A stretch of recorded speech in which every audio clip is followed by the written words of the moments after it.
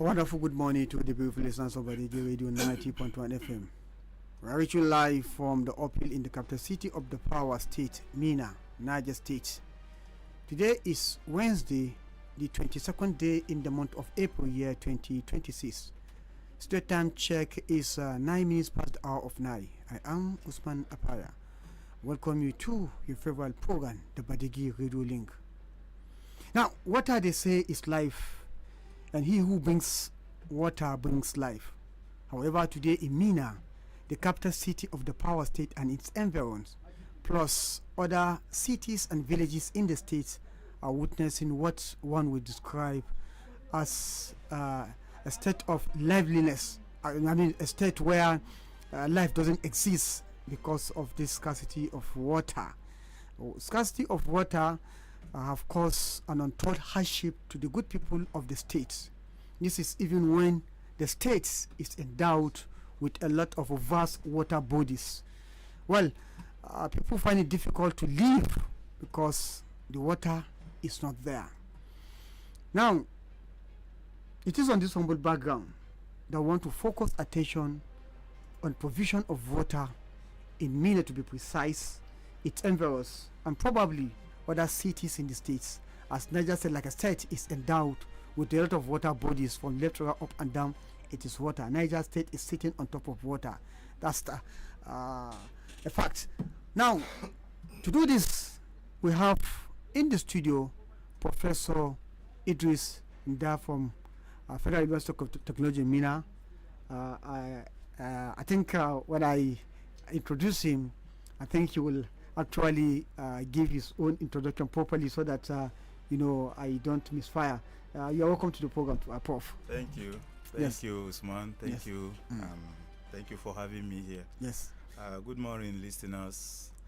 A quick background about me. I'm Idris and I'm a professor of hydrogeology. I've been in the borehole and water supply business from 1992 till today. I've drilled several boreholes across Niger State, and the backdrop against which I'll be addressing this issue is having served as SSA to the one-time governor of Niger State, Dr. Maaz Babangida Aliyu. I served as his SSA in water supply and boreholes in Niger State. And within that period, we did extensive work on the water in Minna and other parts of the state. We also had several committees. We had 1, 2, 3, 4 committees. One of the committees is so big, so strong. It was headed by Engineer M.K. Musa. Okay. He headed that committee. We did a holistic work on the water situation in Minna and the state at large, and we brought out a very beautiful implementable report. We also had committees where we harmonized reports from all other committees that this state has ever set prior to 2013. All committee reports concerning water, we harmonized all of them and brought out what are the deliverables in these reports, what should be done, what should be taken, what should be discarded, and so on. So it is against this backdrop that I'll be talking. Well, thank you very much, Professor Idris. Now, we've laid the background. Water scarcity in Minna and its environs. Very unfortunate. What led us to this? Well, we first start from the issue on ground presently, which is what we are worried about. Before I get to the issue of water scarcity and probable ways of tackling it, let's look at the issue of boreholes in the town, in Minna town in particular. Every day, boreholes are being drilled severally everywhere. Every day. In fact, it got to a point, a borehole is drilled in a day. Sometimes 1.5 borehole in a day. Someone will start in the morning, by afternoon they are done, they move to another site. Now, what is the problem? The problem is a borehole is supposed to be a backup. It's not supposed to be the main source of water supply. It's supposed to play a complementary role to an existing public water supply. And if you enter any country or any town or anywhere and you start seeing overhead tank, that's the first information to tell you there is water stress here. So anywhere you first start seeing water overhead tanks, you know there are problems of water here. Now you look all over Minna. One time we had to just take a small census, just covering one small area of how many water tanks. And because of the situation we are now, these water tanks are not supplied by water board, they are from boreholes. So in one small area, just one small area, I used satellite imagery to count the number of houses. There are about 150 houses in the area I looked at. And the number of boreholes were about 98. So what is the total surface area coverage? And we went further to look. Out of these 98, all the ones that are currently working are just about 20. All others have dried up. Why is it so? Groundwater is ancient water. It's water that has been going into the ground for a long time, over hundreds of millions of years, thousands of years. This water in underground, water travels. If water travel 1 meter in 1 day, we will say it's too fast. So you can imagine just 1 meter that water travel underground, we say it's high. So water travels very slowly into the ground. Water that took so many years to collect in a crack, like in our own situation here in the basement complex, hard rock area, water stay in cracks, fissures, and other areas, fractures. This water has collected over millions of years. One day you just put a pump, something that took 1,000 years to collect. 1 hour pumping has removed it. It's not easy to recharge. Those that have hydraulic connection that are connected to the surface, during rainy season, your bowl will have water. Immediately rain stops for 2-3 days, that water is gone because it is just a little in storage. So we are now extracting water faster than nature can replenish it. So when you now finish extracting everything, what comes next? That's when we now go into the next phase of water stress. Why I'm bringing up this is we have triggers of calamities that can come in the future. Then we try to see if we can tackle it before it comes. One of those triggers is that of water stress. You start seeing tankers everywhere, tanks everywhere. One. Next, the moment you start seeing people with water containers on their head, searching for water.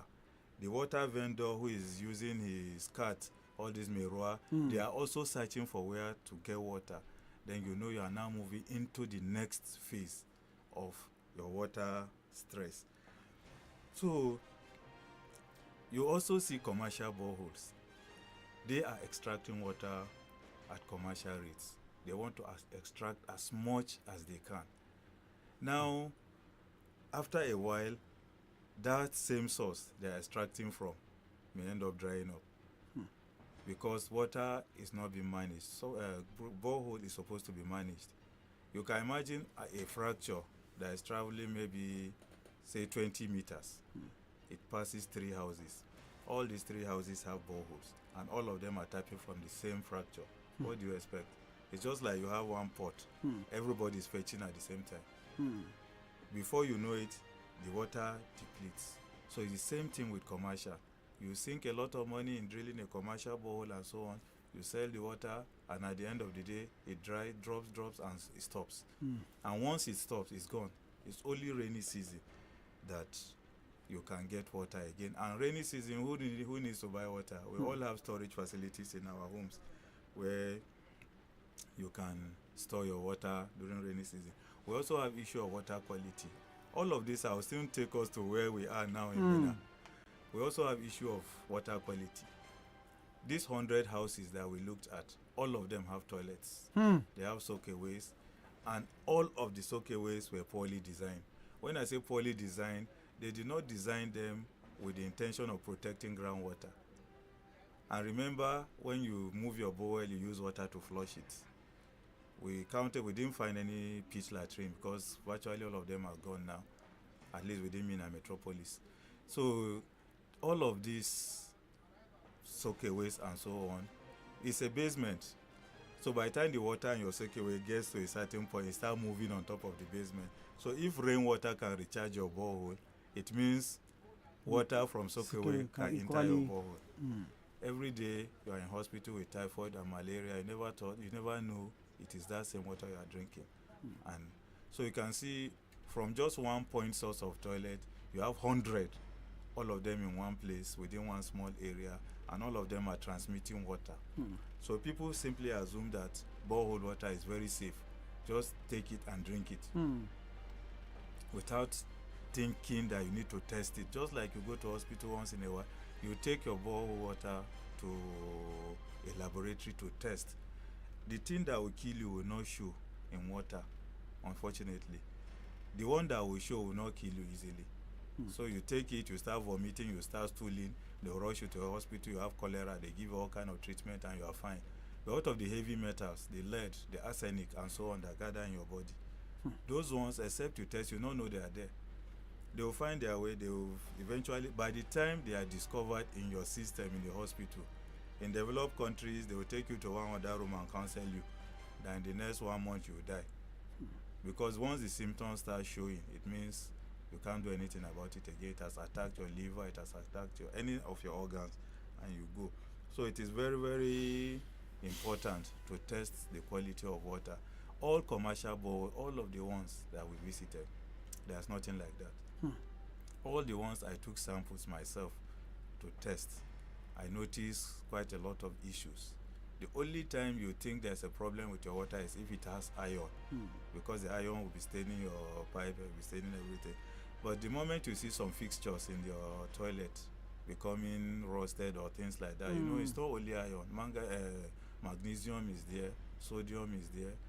Once you exceed these ones at a certain threshold, you have entered crisis level. And unfortunately, they will not show. They will not do you anything. They will not do anything. By the time they are ready to show, then everything is gone. Now, when we come to the aspect of government, you know, there's no regulation for this borehole being drilled. Nobody is regulating them. The only regulators are the association people, the association. But government has nothing whatsoever. I'm not talking of regulation where you say go and bring 10,000 per any bore you are drilling. No. All you want, we are going to drill in so area. Give us the coordinate of that area. That's all. When you are done with the drilling, we drill 150. The yield is high, the yield is low. That's all the regulation people, that's what goes into data. Now, when you see how much water is coming from a particular area, how much is being extracted, you now look at how can that water be replenished over time. Government can now bring in its own factor. Land use planning, no, don't build houses here, don't do this one here, don't build road here, don't put overhead bridge here, because when it comes, the water will be too fast to go underground, and that goes into land use planning. So space is now available for recharge of groundwater. We now know where everything is coming. We did this before, and I'm going to tell you very soon where it came in handy when I was SSC. It came in very, very handy when we had some just basic data that we took, and it helped us to solve partly the crisis of water we had in Minna at that time. You also see issue of climate change. It is affecting both surface water and groundwater. And I will tell you, if today water board is to work optimally, they give you water 12 hours a day, 2 days, maybe 5 days in a week. Do you think the dam will sustain it? Tagway Dam, we are relying on. We'll soon finish drinking it. Because there are a lot of issues with climate change. Rainfall has become erratic. It's not coming as regularly as it should. Then evaporation rates because of temperature. That water, a significant part of the water evaporates into the atmosphere and it is lost. So evaporation losses, seepage into the ground losses and so on. All of those also affect the dam. We'll get back to that very soon. So we also have... Professor, hold on. Yes, sir. Hold on. You are speaking very well. Very professional. Very... But you raise one vital point. That's why you see me, I jump into this your program. We are talking of Tagway Dam. inadequate. When you look at what Kano State did at Tambura, 50 million liters, or is it gallons per day? Yes. You are aware of that water supply? Yes. Surface water is safer because you have just mentioned ions and other metals. Yes. That's what happened in Bangladesh when they drill boreholes and the children that were born without hand, they realized that the water they are taking is having arsenic. Yes. So, in my own interjection is that if they will listen to you, let the government listen to you very well. If we cannot do water project that will take water from Zomba, Shiroro Dam, and bring water, large regional water to bring water to Minna, we are not started. That is only what I want to say. Since if they will listen to you, let them listen to you. Don't listen to me. I'm a quack. Listen to Professor Idris of Federal University. I'm a quack, but I only decided, the quack decided to jump in to sort of double support what the Prof is saying. But your quackery doesn't really translate into something that is dangerous. Thank you, sir. So, thank you very much, sir. So, having said all of this, where is the root problem? I said earlier, people drill boreholes because there's no public water supply. The moment there's predictable public water supply, nobody will drill a borehole. Nobody. Because one, surface water is easier to manage, it's easier to treat. The chemical quality and everything is easier. It is water that came from the rain and it is traveling. It has not stayed long anywhere. Groundwater has stayed long in the ground. So all the rock the water came in contact with, it will dissolve so many things and incorporate it. Do you know what the Bangladesh issue that Oga brought up just now? They thought they were going to use borehole to solve the problem, water supply problem in that area. But after a while, they started noticing that demand for a particular drug is becoming too high from certain areas. You know, where you have data, where you monitor, you have monitoring. Why are hospitals now demanding for this particular drug? Before they don't used to. Now they are demanding for it. What's happening?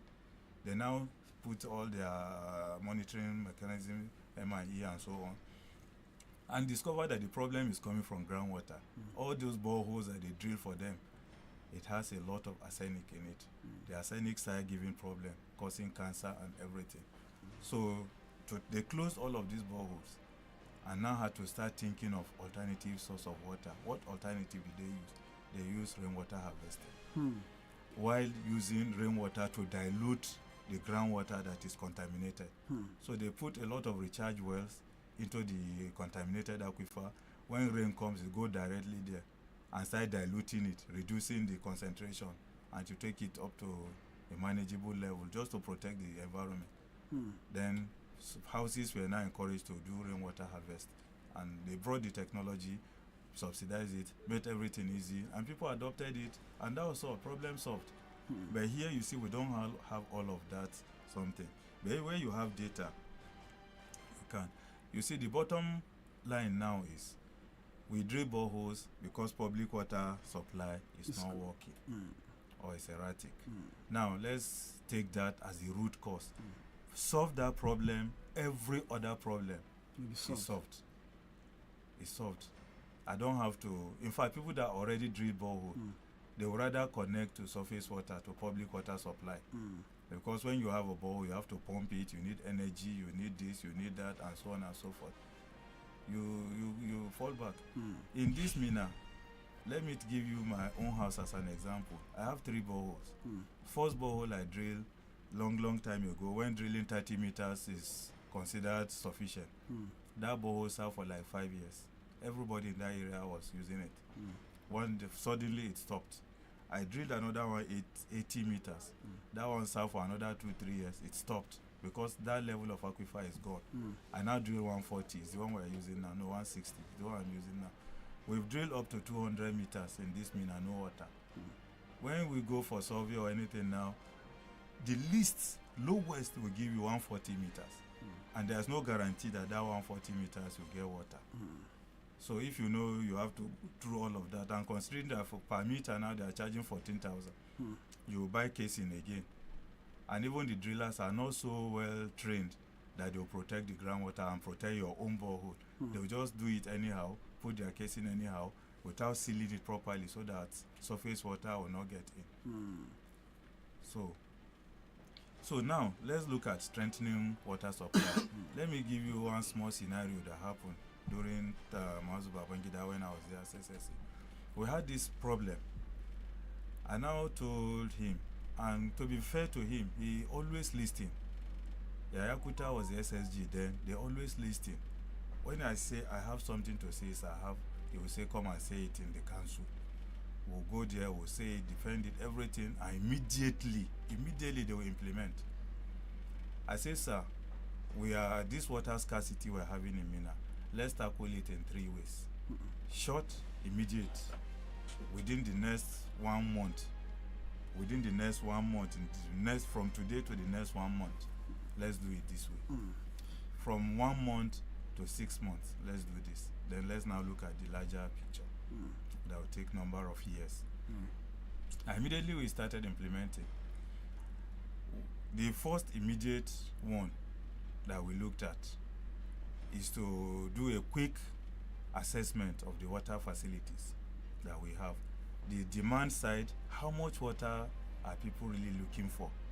Then the supply side, how much water is available to supply? The gap was just too wide. It's just like people are demanding 80, 100, and you have only 20 to give them. So where do you get this remaining 80 from? So we say, okay, instead of giving 80, let's aim for 30, so that we know 50% is taken care of in the interim. While we now start looking at how to take care of the others. So we did a quick hydrogeological study of Minna. Areas that have very good potential for borehole, we color them green. These are green areas. Areas that are here and there, we color them yellow. These are yellow areas. Areas that don't have any potential at all, red. So you now fall into categories. Areas that are served by water board, areas that are unserved completely by water board. We say, okay, sir, we've now identified all of these. Red areas, no water, they no groundwater easily, they don't have water board. What do we do? Can you buy water tanker and start supplying those areas in the interim? He said, why not? You remember there was a time we had all these Ashok Leland tankers. Can you do that? He said, yes, sir. I say, sir, another thing is, let's build surface tanks. This tanker brings the water, dump it in the tank. It's not the one you go and be using hose to be giving people. People will come out and gather in one place with their basins and their buckets, and you'll be giving water. You lose half of your water. Put it in this water tanker. Yes, the tanker comes, dump the water into a surface reservoir, pipe the surface reservoir to areas. So in your area, you just open the tap, water comes. You don't have to go anywhere. You get the point? So that's one. Then those that are in the yellow area, let's see if we can give them hand pump boreholes. Because the people that are more at risk, more vulnerable to this water stress are the poor. They cannot drill a borehole. In fact, some of them cannot even connect to water board. So let's drill hand pump boreholes for them. So we now looked at Minna. I said, okay, let's do 10 per ward. So we gave each ward 10 boreholes. So making 100. Now immediately we contracted it out. Under strict supervision, those boreholes were drilled. Strict, very strict. There was no favoritism in giving the contract. You show your capacity to do it, your competence, you are given, you do. Then the green areas, we now say, okay, these green areas, let's target overhead facilities. You do battery of boreholes like 2 or 3. Put all the water into this overhead reservoir, then pump, then send it to areas. That will now bring a lot to reduce the stress of water in those areas. So we implemented, the tankers came in, they were doing the work, even though the reservoirs were never done. Politics came into it, everybody was just willing to do it because this one does not require much technicality to put a reservoir. So And we're also having issues with landowners where the reservoir should be. First, Agidan Kakanimu, this our grandparent, you cannot give this land. Eventually, that was not done. So tankers start giving water just like that. Later, they cornered the tanker to various houses. But if you remember, we had 10 of those tankers, Of course. one for each ward. Yes. And clearly written on them. Yes. And we had a mechanism on ground. If you see Limawa ward tanker in Makera ward report, and it was working then. So the larger picture now, let's look at the water works itself. We did a lot of work then in water works in Chanchaga. We were living there, staying there completely, doing the work completely with them. Starting from the raw water source, Tagway Dam, down through the channel it flows. You know, it flows in an open channel. Yes. To Chanchaga, where a low lift pump will now carry it into the water works, pass it through all the other systems, then go into the clear water tank to the reservoir, then pump to all the reservoirs. The problem that came up then was the riser main that rises from Chanchaga is supposed to be under pressure. The one going to the reservoir, nobody should puncture it. That water goes straight to the reservoir. So it's under pressure. The first time you need a lot of energy is the first time you are pumping. Once you pump and your reservoir is filled, there's a non-return valve inside the water works that will stop the water from coming backward. So water remains in the system. When you need to fill up your reservoir, top up, the moment you start pumping, there's already water in the line. So you just pump maybe for 1 hour or 30 minutes and it's already hitting the reservoir. But if you tap water from this riser mains, what happens? All the water will now start going into various people's homes, those that tapped it. And that pressure is lost. So it means you need to pump water 5 hours, 6 hours before the water will get to maybe police secondary school water reservoir. And in 5 hours, you know how much diesel or energy you will So what's supposed to take, let's say, an hour and a half? Yes, or 30 minutes. No, it shouldn't be up to an hour and a half. An hour and a half is too much. Okay. 30 minutes, 45 minutes, that water should hit police secondary. It's not taking 5 hours. It's now taking 5 hours. So all your energy, everything is gone. So we advised the governor then, let's remove everybody on that line. He agreed. Then put another line, which is the service line. Do you see people connecting from high tension wire? No. You cannot. So that's supposed to be the high tension. But when you have a drop down your feeder, you now have your small service lines that you connect to the main. So Telba down says, do it. They remove everybody there, and water started moving. That's when Boso Estate, Boso Locals, Fadipe, Lusenkura were getting water. Then we opened up the Chanchaga, what do you call this other Paida? It's supposed a balancing tank before at that time. It's just supposed to serve balancing.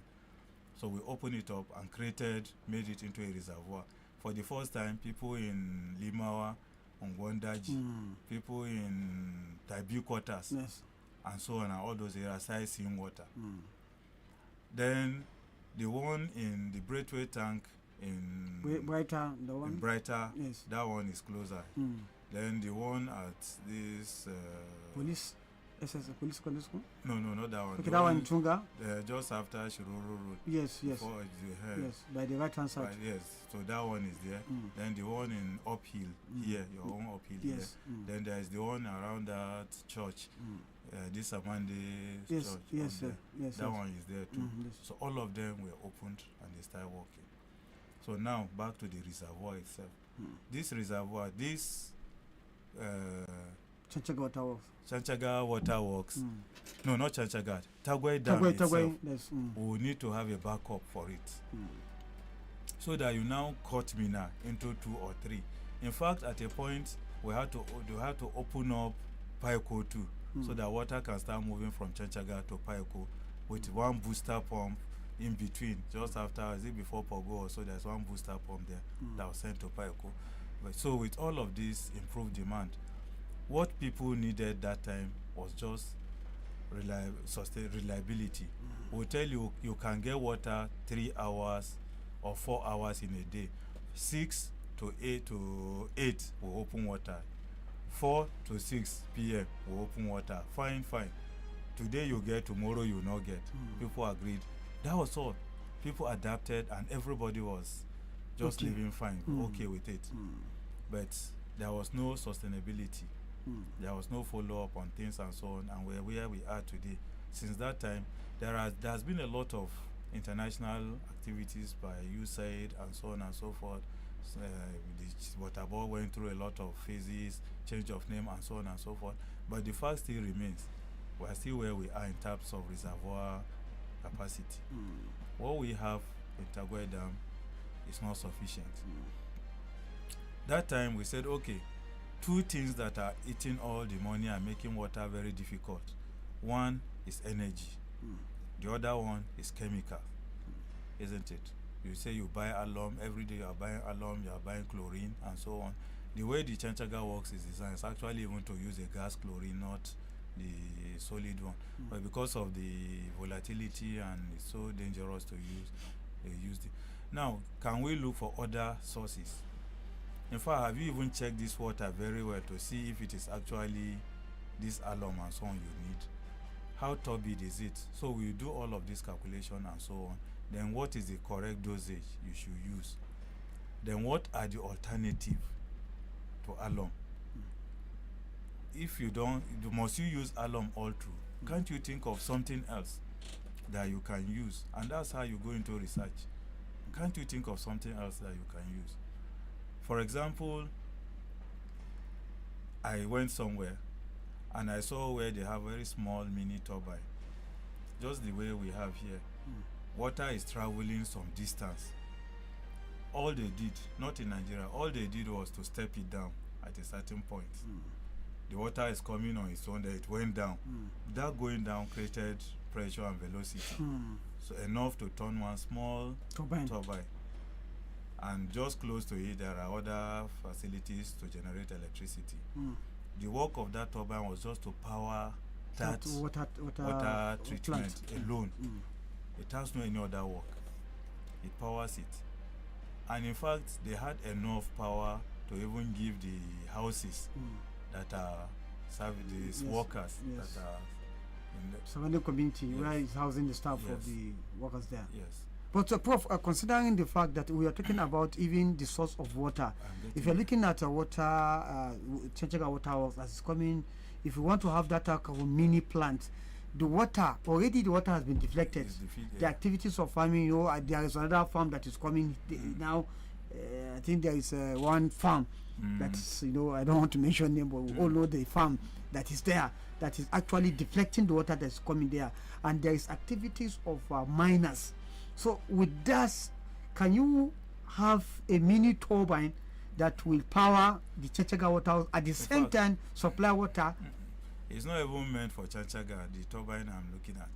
Because Chanchaga has a lot, Tagwai Dam has a lot of issues already. Like all this farming, that time what we did was to advise the governor to remove everybody. We gave a distance. There shouldn't be any farming within this distance to the dam. No mining, nothing. Because you sooner silt the dam when you have mining farming. When rain comes and so on, you have already turned loose the soil now. Soil moves with the runoff. It goes into the dam and starts silting it. Remember, have to desil yes, you have to. So there was a time, I think it was during Kure, that they desilted the dam. And since then, I don't think it has been desilted again. So now all of this mining also lead to siltation of the dam. Farming will do it, and one other thing mining will add to it is heavy metal. Because the moment you start mining, you are releasing metals into the environment. The moment rainwater comes, it washes all of this. It goes straight into the river. We talked of other alternatives.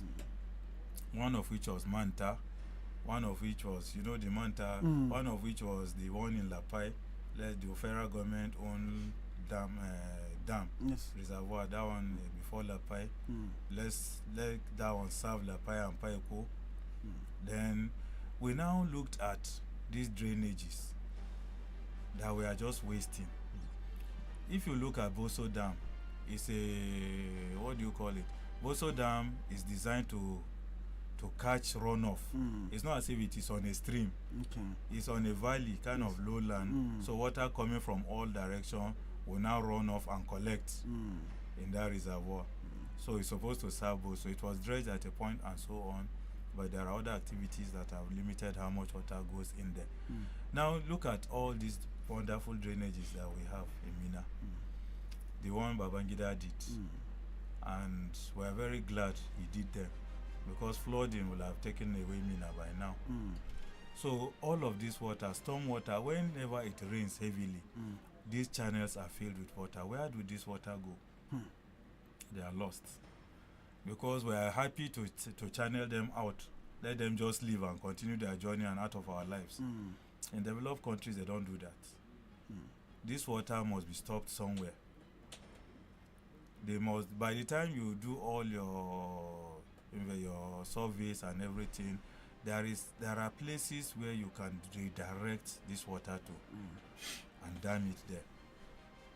So instead of this water leaving you and going away freely elsewhere, take it somewhere, collect it there, collect everything there in a very dam.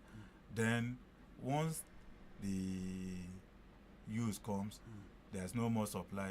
This dam will now start serving two purposes. One for water supply, one for irrigation.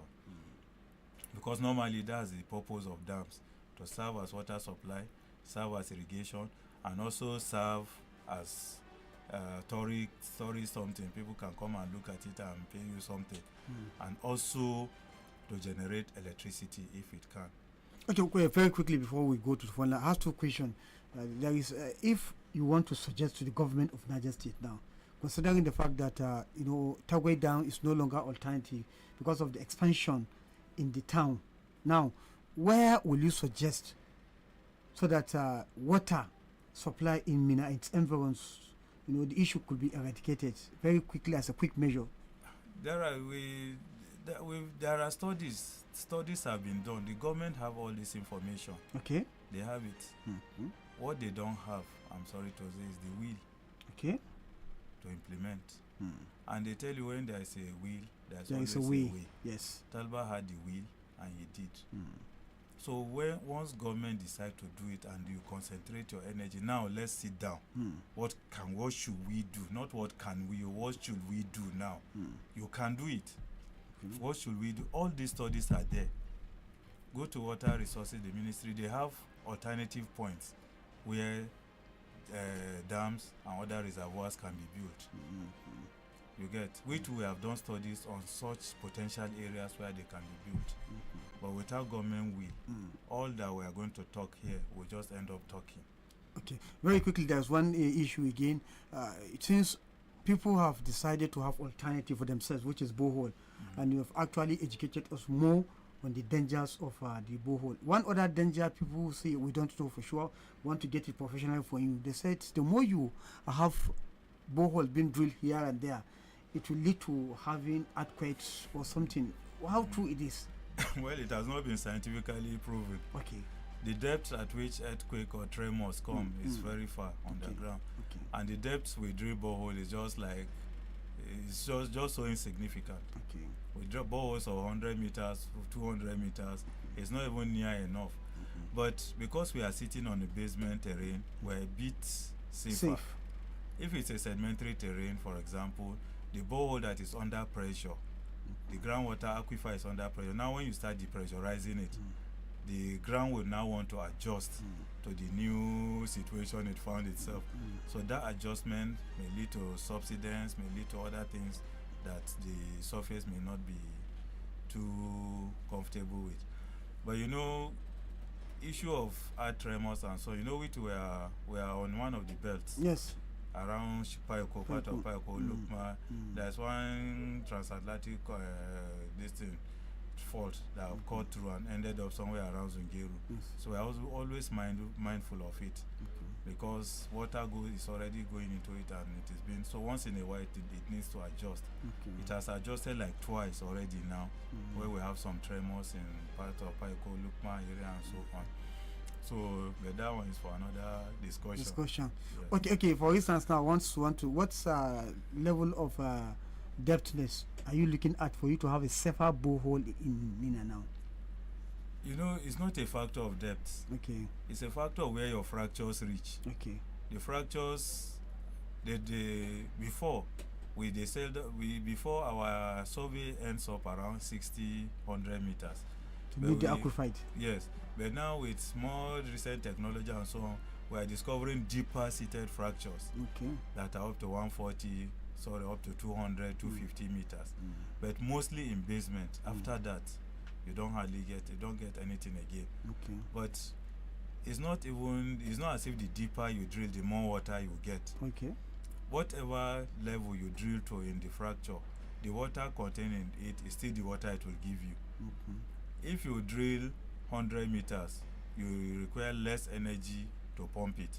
You drill 150 meters, you require more energy to pump it. You drill 200 meters, you require more energy. And if you don't have enough water at that 200 meters, you cannot even get pump that will bring it out. Because the water is not, you need maybe a 2 horsepower pump. Then the water it contains is too little for a 2 horsepower pump. It will just pump and remain in the system to not bring it outside. Before it comes out, it has finished. So you get the point. So that's how it is. Okay, listeners of Badeggi Radio 90.1 FM, we are discussing scarcity of water in Minna at environs, and we have in the building Professor Idris from University of Technology, Federal University of Technology in Minna, who is actually taking us through on the needful thing to do. So I think at this point we want to open the phone line just in case you have any questions or any comment you want to make based on the discussion we're having for almost 50 minutes of 40 minutes now, so that the Prof will actually do justice to some of the questions you have. And again, you have actually suggested the best way for the government to address the issue of water scarcity. Well, like Baba said, the government have a very big catch now. We have just unleashed it for you. So if you want to address issue of water, Professor Idris is in the house. I think you can meet him for more consultation. Yes, we have a very first caller. Hello. Good morning, sir. Good morning, sir. Prof, the program. Your name and where you're calling from, please. My name is Minna from Chechega. Okay, go ahead and make your contribution. Yes, sir. Issue has been starting on the rising moon. Up to now, still on. They are building in which all of them, these big hotels, on the rising moon. No matter how pump water, it will not reach our. Okay. So please, we should advise the government should stop those people from parking on the rising moon. You get the question, right? Yes. Thank you very much.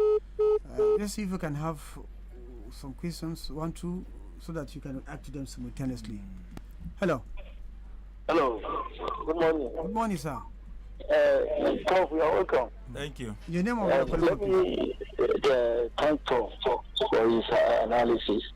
I'm very proud of you. Your name, Came please. out from the same secondary school. Okay. And he's mentally mature. But the fact remains, Prof, I become very scared because of the analogy you gave, particularly on borehole. It's very, very scary. And you have also touched on the issue of scarcity through the boreholes, and that it is not easy to say one borehole takes away another borehole's water. It all has to do with depth and the availability of water. But at the same time, Prof, I think you hold on information. One of what is the alternative of the other alum or the gas that is supposed to use to clean the water. What advice would you give the government to use, particularly on the alum and the gas you are talking about? Thank you. Thank you very much. I think my colleague have a question, Prof. Yes, good morning, Prof. So my question is, as we're having, like you said, we're having an increased amount of boreholes being digged around Niger State now. And when we look at the long distance that is being drilled and the vibrations that are involved, a whole lot of people are skeptical and they are afraid that won't this lead to tremors or even earthquake? So I think these are two questions now. Yes. The Prof will want to react to them. Okay, the first person that talked about the riser means, we've talked about it. If government has the will and they know what to do, by the time you remove everybody on the riser means, you see a lot of improvement on the water supply of the town. Because I've already explained it. You remove them from riser main, water gets to the reservoir. From reservoir, it comes back to you, and everybody gets water. Yes. But once you are on the riser main, it's only the people that are on that riser main that will get water. Whenever they are pumping, water gets to them. Sometimes they even get water 24 hours because all the water that is in the riser main will be going to their homes. Instead of going to the reservoir. Yes, instead of going to the reservoir. And the unfortunate thing is, one person will tap, then other or numerous others will tap from that one person. So it means an entire area may be on the riser main. Maybe just one hotel that tapped, then another area will just connect a little to the hotel's line, and before you know it, everybody there is getting water and you are not getting. You, the primary user of the water, you are not getting. So but it should take the will of government. Water board cannot say, today we have to do this. The government will have to give the will. When we worked with Mas Babangida, he gave the order and it worked. On the second person that talked about the boreholes, okay, whether the alternatives to alum and so on, well, it's not for me to say here. Like I said, all of this information is available to government. All of this information, they have everything, I want to believe. Because even the report that we submitted after doing work, after working for almost 1 year, is still there. And the situation we were then is where we are. We still are here now. So refer back to that report, and you see virtually everything, what to do, has been clearly spelled out there. But it will take deliberate effort. You don't pay lip service to water issues. You do it deliberately. Well, let's have your question. I talked about the tremors earlier, that so far it has not been scientifically proven. I know anything that is not scientifically proven, we don't talk about it professionally. All right, thank you. Yes. So let's take some of the first messages we have from Facebook very quickly. We have this one coming from Idowuna. He said, good morning all in the studio. Happy midweek. Thank you very much. Ozigi Ismail said, good morning everyone in the studio. Thank you very much. Usman Abdullah said, the guest speaker has done justice to water problem of Minna. Prof, well done. Thank you. We have Aswad Isa Hassan said, this issue of water scarcity in Minna and its environs is a pressing one.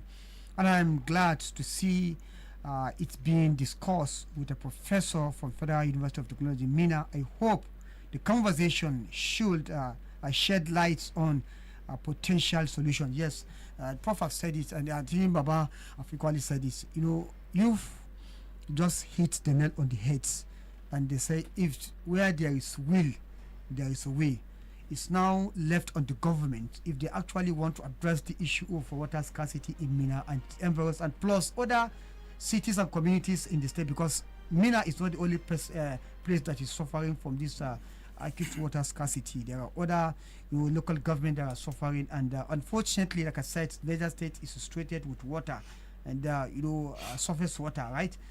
We have surface water where we should, this idea of a borehole should not be a problem. You say it's supposed to be a complementary effort to surface water. Well, Prof, what would be your parting words?